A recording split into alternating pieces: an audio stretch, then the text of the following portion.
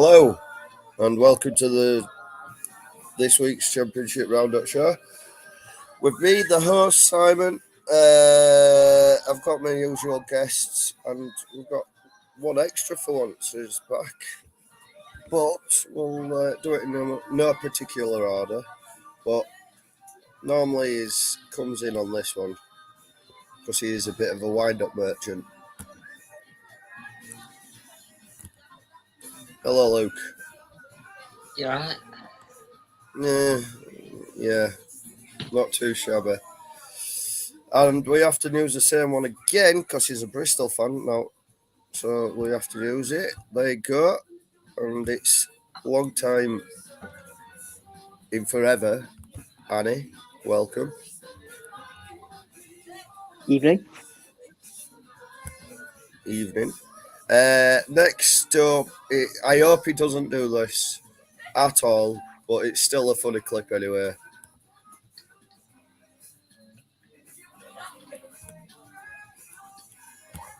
And that is Madate Marky Mark.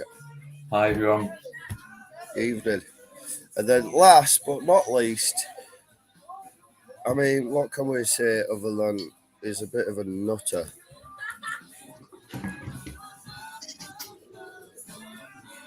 Kaboom. Hello. Welcome, Owen. Hello. So, ladies, gentlemen, and everyone of the jury, why is this screwing up on me now? How's your weekends been? Terrible. Good, Fantastic. Hello, good apart from Red football. Dust. Good. Mixed. Hold on, you can't see me. Oh, look. My lighting's crap. And I'm going to have to close this door because of music. So, yeah, very prepared, as always. Right, here we go. You can see me now. Right. Red Dust, how you doing? Honey G, how you doing? Right, how's everyone's weekend?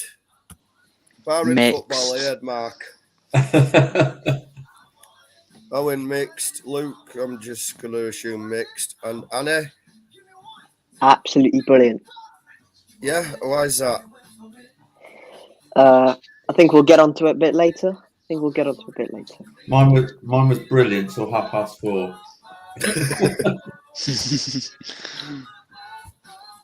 Have you put your new Twitter handle in, Luke?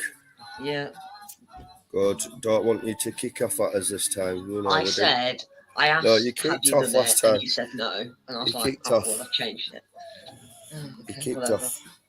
Okay, whatever. Honey G says, not bad, thanks. So, good. Why are you messing with the order, you Yeah, because I'm trying stupid to put it in child? order who joined first. Is Arsenal still getting smashed 1-0? I didn't see the rest of the game. No, it was 1-1 last I knew. 3-1. 3-1 to United. 3-1. 3-1. 3-1 to Man United. So, yes, they're getting smashed. But this is the Championship show where the league below, even though them two nutters support Forest. So anyway. So, let's get my game out of the way first, because I'm sorry, but I am still fuming.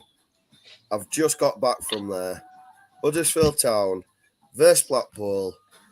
Town didn't turn up, first of all. They were crap. I'm not disputing that. They're rubbish at the moment. For some strange reason, they cannot play football. And, yeah. Then the referee's just shite.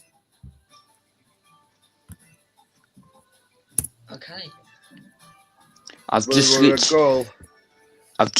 seen what you've posted on the group chat. That is a clear goal. Thank you. I didn't think it was in, to be honest. It's the rest got spot on. Yeah, of course you wind up merchant. Yeah. 3-1, my goodness. Yes, 3-1. Referees and knob. And I don't even know what else to say. That Blackpool, realistically, are a League One team. They played like a League One team, and Town just play like they were in conference. They were shit. There's no disputing that. But Town scored a goal. It was clearly over the goal line, and the referee didn't give it. Neither did this goal line technology. So it's just pointless. It's pathetic. Technology in football is ruining the game. So Mind you, even saying in that, the officials in football are ruining the game. They're just shite week in, week out. It's ridiculous at this point. Absolutely ridiculous. So officials apart, how concerned are you, albeit we're only 7 games into the season? If they don't change managers rather quickly, we are down. There's no disputing that. There's no denying that. They are well and truly definitely going to be down. Yet, the team what we've got should be rather good. Realistically, there should be a quality team going forward. They should have, what I'm trying to say is the team what we've got is definitely a fighting team what could fight if they had the right management. But I am seriously worried if we don't change it up soon, we're screwed. Because bear in mind the transfer window's shut now, so the squad you've got is the squad you've got till January. Yeah, and that's another thing. Which manager out there in the right mind buys and brings in players what are injured during the transfer window? Bring them in on loan and then back. Helix Fair's on the bench. No, what I'm saying is the 2 others. Oh, okay, fair. All right. He was on the bench and didn't bring him on when Hogg got injured. I mean, why have you him Hogg there? at centre back anyway? Honestly, I have no idea. That's fucking Schofield. He's lost the plot. He's useless. Get him out and take Dean Oil out with him. You don't have another centre back apart from Tom Lees, who's fit. I saw that goal disallowed as well. Yeah, it's just disgusting. The officials are shite. Where's Matty Pearson? Injured? He's injured. He got injured during pre-season, and one man shouldn't make a difference, but he makes a hell of a difference going forward. I don't understand truly what's gone on. I mean, I can't explain it. That team, what we've got, should have been improved on slightly and pushed for promotion this season. But no, we get stolen 2 of his top players. We get his manager stolen as well. And then Pippa, which were a quality right back as well. So, there should be something looked into that Forest, but Premier League won't do well. Shut up. The real question is, though, is Louis and Mackham. I mean, I believe so. I don't know about anyone of you guys. And this is his phone case. This is what he does on a Saturday evening. Okay. Are you done with Huddersfield or shall we move on? I just want to say, my last rant is officials are shite. Town are shite. Forest should actually be looked into because get a grip. I'm not. Yeah, no. You take listen. Hear me out. You take his 2 best players. Yeah. For next to nothing. 10 million. It's not your fault. You can't negotiate. Shut up. I'm speaking. You come in after. You say your piece after. As I was saying, you steal 2 players for 10 million, which is shite. Then you steal Pippa, which. So technically, it's 3 players. Pippa doesn't play for us. The chairman. Your chairman should be looked into then. Put it that way. He's in charge of Olympiacos, is he not? Oh, yeah. Is he the chairman of them? I didn't know who Pippa signed this for. I don't know. Right. So Pippa's gone to Olympiacos. Toff and O'Brien came to you guys for next to fuck all. Plus the gates from Wembley hasn't been sent to Huddersfield, which normally is. The losing team always gets a full gate receipts. Never has been. And on top of all that, you go and steal Carlos Cabron and his fucking second in command. Because he Check resigned, it in. therefore he's unavailable, therefore didn't- he's got nothing to do with Huddersfield after he leaves. It's funny because he only resigned when he had a job. And Just he saying. did, I'm pretty sure. Just saying. Anyway, so moving on. moving swiftly on from Huddersfield Town because they're fucking doing my tits in. Bristol or Luton, which one? Honestly, I'd give it Annie because he's got to get off and, he's got to get his massive grin off screen for a few minutes. Right, okay. Go for right. Annie. So I'll talk about my game for a bit then. Bristol City won 3-2 at Blackburn, which is now 8 unbeaten in all competitions, 6 unbeaten in the league, and now at this point, many fans are going, can we now mount a serious promotion challenge? I personally, I said this off camera, I don't believe we can. I don't think we have the resources within the squad yet to mount a promotion challenge.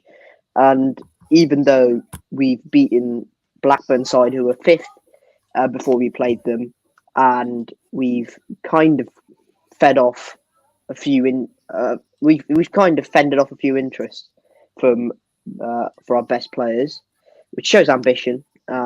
Feel like we still don't have facilities to mount a promotion challenge. About the game, we take the lead early on through Tommy Conway, who's now on absolutely fire.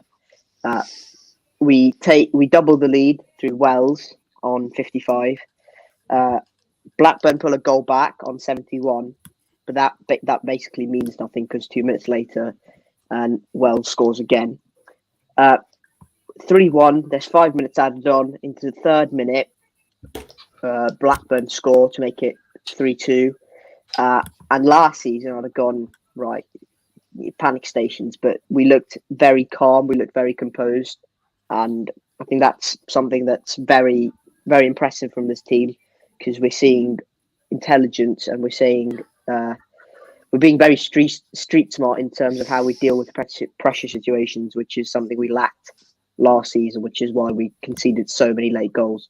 And yeah, we're at the moment we have a good blend of youth experience, and they're all just coming together very well in terms of people who were probably not in the fray last season who've just burst into the team and really made an impact, like Sir Tommy Conway, Zach Viner, and new signings Mark Sykes, Cal Naismith, Nicky Wells, who didn't get a minute last year. All of a sudden, one of our best strikers. Vyman, obviously brilliant. Conway has been brilliant this season as well. I think we've just nailed the balance in terms of our first 11, and that's down to Pearson. And even though, including me at times, doubted him, I don't think you can doubt the process because it's really led to something very good. And if you look at our bench, actually, it's very strong. It is very, very strong.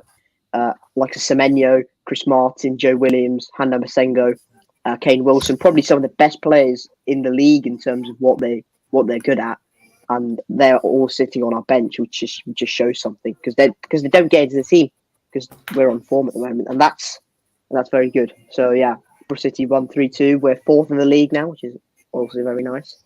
Highest in the championship from this set of fans. So yeah, very happy. Annie, I saw a bit of the highlights.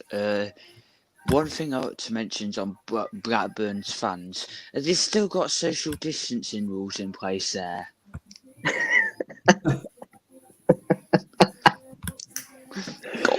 No comment.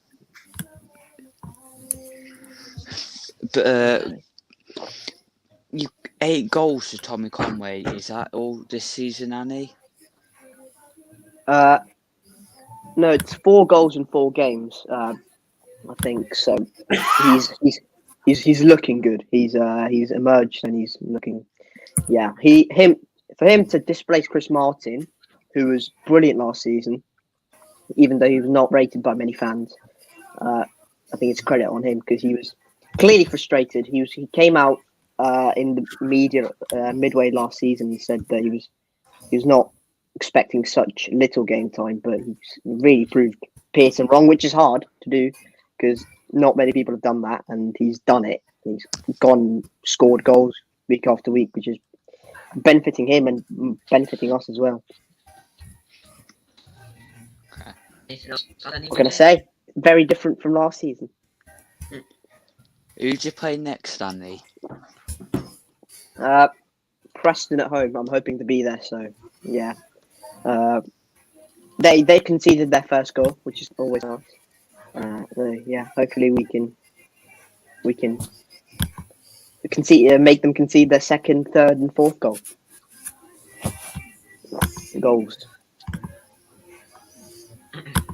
Right, anything else to add?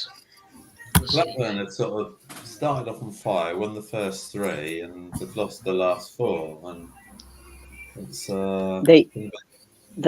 they won their first 3, lost their second set of 3, won away at Blackpool, and then lost against us. Right, yeah, very it just seems to be. And obviously now the window's shut, they've got Brereton Diaz till at least January, so I think that's a big relief for them. That and he will get goals, so I think that's a benefit for Blackburn. We've got them in 2 weeks, so yeah, they're just like I said, it's only 7 games, so give it 10, 12 games, and then we'll sort of see the league settle down. So, Owen, this one goes out to you, mate. We've had Louis come in and ask, can you stop it, Luke? Fuck off. What? Fucking little shit. So, Owen, that one's for you. Okay. Well, all Let's play he this as a championship says. show. Okay. All he says, Holland's a robot. Cheat code. Yeah, pretty So much. there you go. Yeah. There you go, Louis. We've had that one. Right then, Mark, tell us about your game. So Wigan at home. Basically dominated the first half. Wigan didn't offer anything. Missed an early chance, but then quality cross from James Bree and Carlton Morris, who just looks every bit of a £2 million player that we broke our transfer record for. Scored. £2 million. I know. Yes, at half time, 1-0. And then second half, I'm still trying to work out what happened. So up to 70 minutes, Wigan didn't offer anything, albeit we weren't creating clear-cut chances. We're having the possession, but the actual chances. I mean, Luke Freeman had a great shot from 30 yards saved in the first half, but we just thought at half time it was just only a matter of time before we got a second and closed the game out. Then on 70 minutes, we made some substitutions. So we take Morris and Freeman off in the 70th minute. We then basically, I presume, to freshen it up a bit because it's more or less the same team that's played the last couple of games. And then on the 80th minute, Wigan score through an own goal from Tom Lockyer. Then on the 82nd minute, he then takes off Clark and Campbell. So basically, that's the midfield that dominated the game for 70 minutes. Clark, Campbell, and Freeman, and took off our scorer Morris in the 82nd minute. And after that, it was just you ever get the games where you just think you just don't know what's going on. You don't know. There's no it was just strange. And then last minute, we were trying to chase the game. I think we normally in that situation, you just think, okay, we should have won the game, but we've got a point. Keep our shape, leave with a point. Not 3, but it's not the worst thing. But I just think so we brought Cornick on, brought Fred on, and Dimmer on, and it just seemed that it was going to be all or bust. We're going to win or we're going to lose. And then in the last minute, their guy just had mountains of space to do what he wanted with it. So basically, Wigan have won the game with 1 shot on target, winning 2-1 with 1 shot on target. And for me, it was just poor game management, basically. So an interesting stat: we've last 8 games, we haven't scored in the second half. If you go back to last season, we haven't scored in the second half. We haven't scored more than 1 goal in a home game for the last 8 games. And when that happens, you're relying on a clean sheet to win the game or to get your point, basically. I mean, I can't fault the players' efforts, but we just lost all our shape trying to chase the game. And it was poor game management, but Wigan weren't anything special. But to be fair, their subs made an impact. They brought players on. They started to find spaces that they didn't find, partly due to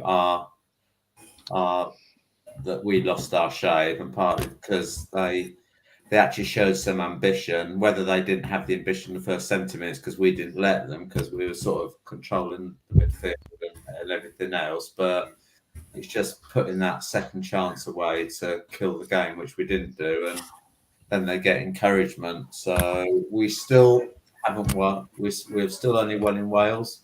We're still waiting for our first win in England. 2 wins in Wales, none in England. So we're trying to get our games moved over the Severn Bridge, but no, it was. I can't fault the effort, the commitment. The first 70 minutes were really good, and if we're more clinical, then we win the game, and we don't give Wigan the opportunity to get back into it. But yeah, I think we haven't won at home. Trying to get that win at home is a challenge. The team sit back. We have trouble breaking them down, and obviously we have trouble holding on to the lead when we only score 1 at home. So yeah, frustrating day, but we'll be okay. But yeah, I just think we're just up and down. I think we're better away from home than we are at home. So luckily we're away next week. So yeah, onwards and upwards. Good stuff. Right. Mark, can I just Anyone ask, want why to add is- anything else on the Luton game? Mark, can I just ask why Sonny Bradley isn't starting ahead of Daniel Potts? Because Potts is clearly not a centre back, is he? He's a Well, left-back. funny. So basically, Bradley's been out on compassionate leave. So obviously we don't know why, but that's a personal matter. Now, in terms of Dan What you Potts, like, you? Well, You good? Dan Potts, everyone thought he'd probably leave in the summer because primarily he's a left back, and obviously the left back in today's world is like a wing back that gets up and down, and that's not really his game. But I have to say, having moved in, because we play 3 centre backs, so moving him into the middle with either Tom Lockyer, Reece Burke, or Sonny Bradley alongside him, he's been one of our better players, and wouldn't surprise me if he got Player of the Month for August. So I think in the middle suits him better than being out wide, and obviously he's not going to dispose of Amari Bell on that left side. It affects the shape and what we try and do. So no, I mean, Dan Potts has been with us a long time since he joined us from West Ham, but yeah, he's doing brilliantly well. But that's why Sonny Bradley hasn't been in the team for a few weeks. But Sonny was on the bench yesterday, so he's back in the squad. So maybe we missed his leadership. Basically, someone to calm everything down. when everything was like going at 100 mile an hour and we lost our shape and everything was going on, I think we missed that sort of like leadership just to calm everything down in the middle. But yeah, it's good to have him back. So so Reece Burke was out with concussion. But yeah, that was the game basically. Mark, did you make any signings during the week just gone? No, I mean we sent 3 or 4 out on loan. So these are promising players that, I mean, basically Dion Pereira is very well thought of. He's a forward. He signed a new contract with us, then went out on loan to Bradford. The word is that we're going to be making a signing soon of someone that's out of contract. Obviously, the window doesn't matter if you're not in contract. So Like a free agent. Yeah, I mean, we got Snodgrass after the window closed last time. So yeah, there will be numbers coming in, but I think historically we do our business early. We don't tend to wait until the end of the window. So I actually wasn't too concerned that we didn't get anyone at the end of the window. So on that point of view, it's what we've got is I feel is good enough to compete in the league if we just cut out the errors. I suppose it's the same for everybody. Everyone can say, oh yeah, if we took our chances, if we stopped making errors at the back, I suppose everyone can say that they'd be in a better position than they are. But yeah, I'm not just disappointed the way it happened, but not disappointed in terms of the squad we've got and what we can do this year. It'll be a tough year, but I'm optimistic. Now I've got yesterday. I'm over yesterday now. I've got one more question. If you could sign one player from like one position, what position would it be in January? There's a question. I think we probably need more cover at the back. I think we've not really replaced Naismith, and as Nathan has said, that we can't go out and get light for light because we just don't have the resources. The amount of money we'd have to spend to get a light for light replacement for Naismith, we'd have to spend a lot of money. I think Adebayo is just like got no confidence at the moment, and when he gets one goal, he'll go on a run. But I think sooner or later, Adebayo will get snapped up, whether it's in January, whether it's the end of the season. So we'll probably need to strengthen the attack, but yeah, probably another centre back just to cover us, I'd probably say. Right, lads, I've got to go. All I'll see you all later. Okay. Have a good Okay, one. see you, Sam. Right, okay. As the meeting said, we're not going to do every single game now, so I want us all to pick one game to talk about that obviously isn't the 3 that we've covered. So, right, Mark, you go first. Which game do you want? Well, I mean, it just seems, just talking generally, not about games specifically, it seems that Norwich have gone top. They had a slow start. They seem to have picked it up. I mean, beating Coventry 3-0 isn't like sort of like shattering news, but I just feel like they're hitting the straps now. They're starting to get some momentum. They've now gone top of the league, and we all thought Norwich are yo-yo. They go up and down, but it just seems that the league settled down a bit. Probably the transfer window destabilises them a bit, but yeah, I just think Norwich have sort of started to find some momentum, really. Yeah. Anyone else got anything to add on this game before I go? I mean, the Coventry disallowed. Thanks, Annie. The Coventry disallowed goal was a bit. Well, was it for offside? It was disallowed for, wasn't it? I think so. But it was a bit harsh. It wasn't offside. Bit of a joke, really, there. It's EFL refereeing. What can you expect? Annie, got any to add on? It just feels like I agree with what Mark was saying. It just feels like they've hit their stride, Norwich. In the last two promotion campaigns, they started winning 2-3 games in a row and they just didn't stop for 10, 15. They just went unbeaten, and that's what it feels like again. And that's a scary proposition for the championship, for other championship clubs, because at the start of the season they felt like they were just took a bit of time to mould and really get the new players settled in. But now they've got Marcelino Nunez, who's easily one of the best championship midfielders. His creativity is ridiculous. Gabriel Sara, brilliant. Isaac Hayden, who is probably the best defensive midfielder in the championship, has not even played a game for them. They've still got quality like that to come in, and Timu Puki's not even fully firing yet. Norwich are going to be an absolutely scary proposition this season. They literally have. Just look at that bench; it is ridiculous. Like, the quality on there is utterly mental, and they will just. I have no doubts about the fact they will easily storm this division.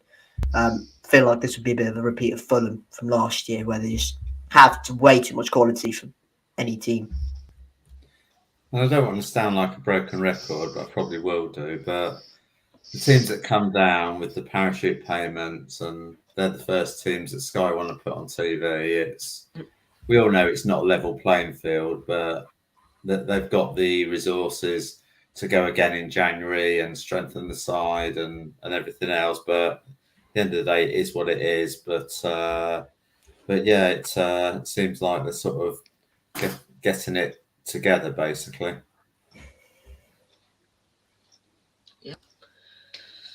Right. Which game do you want to do next, Annie? Which game do you want to do next? What about West Brom versus Burnley? Yeah, it was a Friday night game, wasn't it? And I've seen again what you expect really from two parachute teams. A tight game, but on the whole, I think West Brom were dominant. I think they deserve to win, but the problem with that is I think a lot of fans have said about West Brom, they've played well in most games, they just haven't won. I think they've drawn 6 games now of their 8, 1 win and 1 draw. Sorry, 1 win and 1 loss. The rest have been draws. I think Albion just need to get a couple of wins going, and then they'll shoot off because they have got a very, very, very good squad. Especially up top, they've got John Swift, Jed Wallace, Colin Grant, Darragh Dike to come back, Dean Garner. He is very good, and I think surely that a manager, even if it is Steve Bruce, will get it clicking. In terms of Burnley, again, they looked assured in terms of defensively. They look very sturdy. I think the Sean Dyche qualities are helping in here. Some players like Brownhill, Charlie Taylor, Conrad Roberts, Jack Cork, Jay Rodriguez, in terms of still transitioning from Sean Dyche, but helping the new players who, need that defensive mindset, and they're helping them in terms of that. And they've still got the grittiness really from the Sean Dyche era, and that'll be very helpful. But they're still playing a nice brand of football, still passing it, still progressing the ball very well, and that's a very good thing as well. Obviously, Rodriguez scored a dodgy penalty, but I'd say it was a penalty. It's somewhat controversial. And then obviously Brandon Thomas Asante, who was brought in from Salford on deadline day, then scored in the 98th minute. So it's a very dramatic ending. But yeah, I say both teams, even if you look at West Brom's league position, I think both teams are quite well positioned in terms of kicking on for the rest of the season, especially Burnley at this point. But I think even West Brom are decent in terms of where they're positioned to really kick on. Yeah. Right. Mark, do you want to do the shout out? I'll put you on full screen. Right. Yeah, it's really just sharing some very sad news from Huddersfield that obviously Simon's aware of. And it's basically the passing of Eleanor Hay. And she was in the communication team at Huddersfield. And I know I saw a tweet from Luton basically saying every time they went to Huddersfield, she was always helpful and such a nice person. And to sort of lose your life at 26, no age at all. So really, it's just sending out that thoughts are with her family and her close friends, and it's just incredibly sad, and it just sort of puts everything into perspective, and it just makes you realise sort of like just how fragile life can be, and just wanted to sort of say that thoughts with the family, and just very, very sad news, really. Yeah. Right. Anyone else want to pass a message on? Annie, do you want to say anything else? Or you're all right? Yeah, just desperately sad, isn't it? To lose your life at 26, it's just desperately sad. It's I think, yeah, I agree. It just puts life into perspective of how short it can be, how tragic it can be as well. So yeah, just thoughts of the family, thoughts of our friends, and just anyone want to get in touch, talk. Yeah, it's absolutely fine. Just it's desperately sad. Yeah. Right. Moving on. Do you want to jump into player of the weekend? Let's get your nominations in. I'm sure, Annie, you want to nominate someone from Bristol. Who do you want to nominate, Annie? Give me 1 minute. Who impressed? I mean, Naki Wells scored 2. Okay, fine, go ahead. Right, Mark, who do you want to nominate for player of the weekend? I'm going to say Naki Wells. Yeah, that's fair enough. Scored 2 goals against Blackburn, who were in a very good position. I think it's probably someone Annie might nominate as well. And I think it's between, for me, him and Lucas Jow. I'm probably just going to edge Naki Wells because he scored both his goals from open play, whereas Jow got one from the penalty spot. Annie, who do you want to nominate? Yeah, I agree, Naki Wells or Sander Berger, who was utterly ridiculous. He is an engine room. He was ridiculous for Sheffield United. He's built. He's just bossed. At times, he was literally strolling from his own 18-yard box to the opposition's box in literally like 5 seconds. He is just a cheat code, and yeah, probably him, probably Sander Berger or Naki Wells. Yeah, I think based on the majority, we'll give it to Naki Wells for player of the weekend. And the first player of the weekend, right, biggest mess up of the weekend. I've got my nomination. I'm going to give it to Nathan Jones for subbing 4 of his most key players off in the game against Wigan.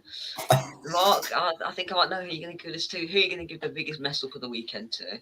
Well, I back Nathan to the hill, but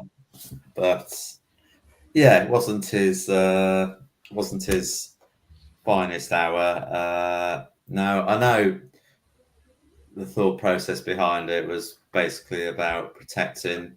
At that stage, it didn't look like Wigan were doing anything, but yeah, it wasn't the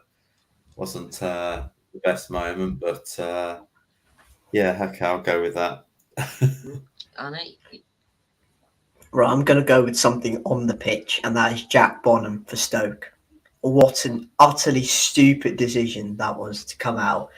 You're in the 2nd minute of the game. The ball's hit from Joe Lumley, the goalkeeper. It's hit over the top. He literally charges out. He misses the ball. The ball literally floats over him. Lucas João, edge of the box, left-hand side, hits it. And then another mess up from Aidan Flint, who tries to clear it, and into the stands for a corner, slips, and then diverts it into his own net. It's a comedy of errors, really. Yeah, it's just really pathetic from the Stoke defence. I have- Then you see Alex Neil's reaction right after. He just puffs his cheeks and walks straight the other way. His comedy gold. Actually, I'm going to change my vote, and I'm going to agree with you, Annie, because I forgot about that. I saw that earlier, and yeah, just second minute, and the keeper just hoofed it forward. It was just, and then there was one striker in between two defenders, and if he stayed back, then the second defender would have knocked it back to the keeper and it'd been fine. So yeah, I agree. I'm going for the Stoke keeper. Okay, well, the Stoke keeper wins the award you do not want to win. Biggest mess up of the weekend. Right, and the final award is worst decision of the weekend. I think it's fairly obvious. I'm going to go for the goal that wasn't allowed to Huddersfield Town in their clash against relegation rivals Blackpool, with the ball being over the line and it not being given. That's my vote. What are you two going for? Yeah, I can't disagree with that. I saw a few nominees yesterday, but nothing that's that bad, basically. Yeah, Annie? Yeah, that it's just how'd you get that wrong? Like it is, yeah, it's not great. It's not great. Yep. Now, do we do the predictions on the stream, or do you want to do them off the stream? Which one? Well, I've so basically just to fill anybody in that's watching. So we've agreed to do a prediction league for the championship, and this is based on the format of Super Six, whereby it's 2 points for a correct result and 5 points for a correct score. It's all for a bit of fun and bragging rights. I'll keep a note of it, and yeah, and then we'll just do that through the season. A bit of fun, and we'll see how it goes. So I've done my predictions for next weekend. I can go through them if you want. Yeah, sure. So Burnley, Norwich, I've gone for 2 each. Blackpool 1, Middlesbrough 0. Bristol City 2, Preston 0. Cardiff 0, Hull 1. Coventry 0, West Brom 1. QPR 3, Huddersfield 1. Sorry, Simon. Sheffield United 3, Rotherham 0. Stoke 1, Luton 1. Sunderland 1, Millwall 2. I can't believe I've just written down Watford 2, Reading 1, but I can't believe I'm saying that Watford will win. I don't think I should be allowed to say that. So I'm going to change that to Watford 1, Reading 2, because it's I shouldn't be allowed to predict a win for Watford. That's my and Wigan 1, Blackburn 1. Okay. Right, I imagine Simon and Emily will message you yours. Yeah. Right? If you want to read them out one at a time, and then Annie will do his predictions, and I'll do my predictions. Okay, or unless you just want to get the fixtures from online and then just message me them. Yeah. We'll just do it. Should we just do it quick fire to get it up to the hour mark? Yeah. Okay. Yeah. Okay. Yeah, we'll do that. Who's going first? Annie? Yeah, sure. I'll go first. Burnley, Norwich. 1-1. Blackpool, Middlesbrough. 2-0 Borough. Bristol City, Preston. I wonder which way this is going. 3-1 City. Cardiff, Hull. 0-0. Coventry, West Brom. Ooh. 2-1 West Brom. QPR, Huddersfield. 2-2. Sheffield United, Rotherham. 2-0 Blades. Stoke Luton. 0-0. Sunderland Millwall. 2-1 Sunderland. That team down the road versus Reading. 2-0 Watford. And Wigan Blackburn. 1-1. Thank you very much. Right. Right, which one do you mean now? Yeah.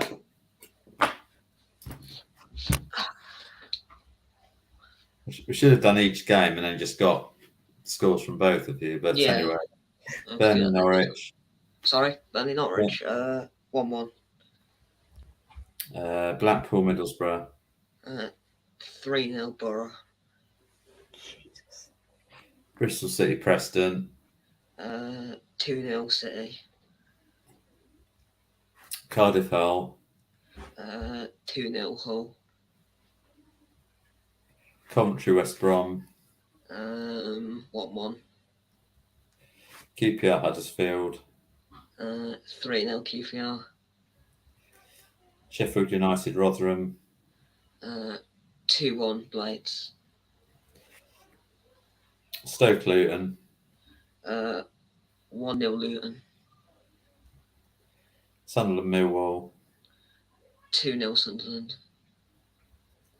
Watford Reading. 1-1. And Wigan Blackburn. 0-0. Great. So so next Sunday we'll share the table. I know how much we dislike a table after 1 week, but it will give someone some bragging rights. Yep. I imagine Simon and Owen will send theirs over via DM or something. Yeah, that's fine. Right. Any final thoughts before we wrap up? Has anyone got any interesting stats that they've heard on social media or from the clubs or anything? I looked and I found one thing, but I don't know if you count it as a stat. But Annie, you go first. If you've got one. This was actually not from this week. This was from last week, and this was the fact that Bush City. This was after the 2-0 win against Huddersfield. It was we won 3 home games for the first time in a row since December of 2018. That's a lot of home games, which we haven't won 3 games in a row. And so yeah, just thought that was a bit of an interesting one. It's not great. It's not a stat that looks great on us, but anyways. It's a start. Right. Mark, have you got one, or can I use my stats? I've got one. This will be amusing, I think. And I don't know how people count these up. So basically, and the headline went, Luton Town are the master of avoiding further punishment for their fouls. Most fouls per... This was going back before the weekend, but most fouls per card received in the Championship 2022 to 2023. So Luton is 22, so they basically commit 22 fouls before they get a yellow card. The next highest is Birmingham, 6.6. Rotherham 6.5, Huddersfield 6.5, and Burnley 6.3.